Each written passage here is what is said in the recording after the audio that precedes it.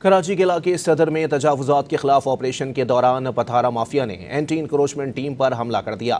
صدر mobile market کے قریب اسسٹنٹ کمشنر حازم بھنگوار کی سربراہی میں آپریشن جاری تھا۔ اس دوران پتھارا مافیا نے اینٹی انکروچمنٹ ٹیم پر حملہ کر دیا۔ مافیا نے اس موقع پر ہوائی فائرنگ بھی کی اور سڑک پر آگ بھی لگا دی۔ آپ کو اپڈیٹ کر رہے ہیں اس حوالے سے کہ کراچی کے علاقے صدر میں تجاوزات کے خلاف آپریشن کے دوران پتھارا مافیا نے اینٹی انکروچمنٹ ٹیم پر حملہ کر دیا۔ صدر موبائل مارکیٹ کے قریب اسسٹنٹ کمشنر حازم بھنگوار کی سربراہی میں آپریشن جاری تھا۔ اس دوران پتھارا مافیا نے اینٹی انکروچمنٹ ٹیم پر حملہ کر دیا۔ مافیا نے اس موقع پر ہوائی فائرنگ بھی کی اور سڑک پر آگ بھی لگا دی۔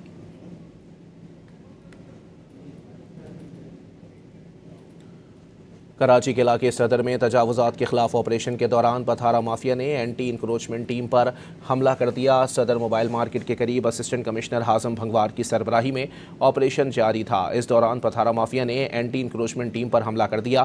مافیا نے اس موقع پر ہوائی فائرنگ بھی کی اور سڑک پر آگ بھی لگا دی۔